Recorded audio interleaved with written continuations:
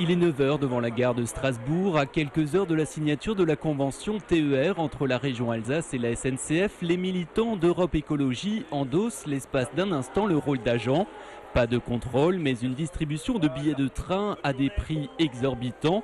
Ce sont bien évidemment des titres de transport factices avec lesquels les militants verts veulent sensibiliser les usagers. L'avenir des TER est selon eux menacé de privatisation.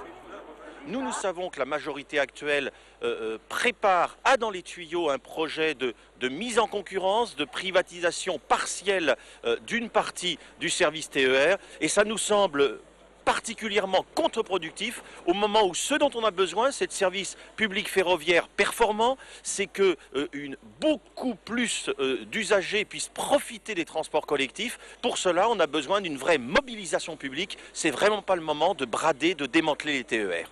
Dans l'après-midi, à la maison de la région, André Reichart, président du conseil régional d'Alsace, accueille Guillaume Pépi, président de la SNCF, pour signer la fameuse convention, celle de l'exploitation du TER Alsace. Pour le président de la région, il n'est pas question de privatisation des trains régionaux alsaciens.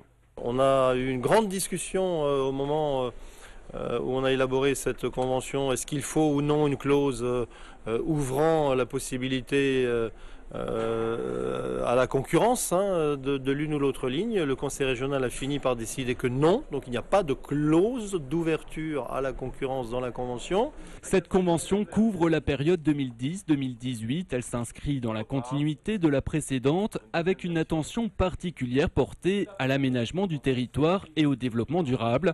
L'Alsace doit rester la vitrine du transport régional. L'engagement que nous avons pris avec le président Reichart aujourd'hui en signant cette nouvelle convention, c'est de continuer à faire de l'Alsace un modèle dans les TER. L'Alsace va continuer à investir sur de nouveaux trains, la SNCF va continuer à mobiliser son personnel pour qu'on soit meilleur en matière d'info. C'est là-dessus qu'on peut encore progresser.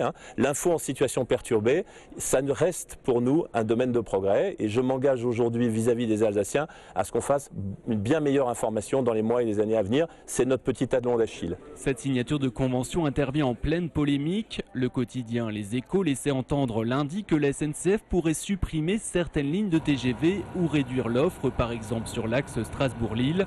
Guillaume Pépi dément une nouvelle fois l'information et veut clore la polémique, rassurant ainsi les élus alsaciens. Et s'agissant tout particulièrement des dessertes, ce qu'on appelle province-province, c'est celle qui était, semble-t-il, visée.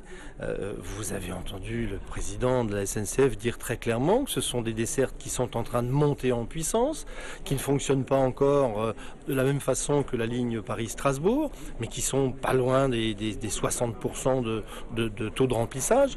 Je rappelle que la moyenne globalement sur les lignes TGV, c'est plutôt 75%, 75-77%, donc ça ne fait que la deuxième année, donc on n'a pas lieu de comme ça de couper les ailes à des lignes qui sont en train de se monter. Donc j'ai posé les questions clairement, je crois qu'on a eu des réponses claires, vous les avez entendues comme moi, je suis totalement rassuré, mais encore une fois, nous resterons vigilants. Les grands défis de cette convention, la mise en service du premier tram-train Mulhouse-Vallée de la Thur en décembre prochain et surtout l'ouverture de la ligne du TGV Rhin-Rhône prévue le 11 décembre.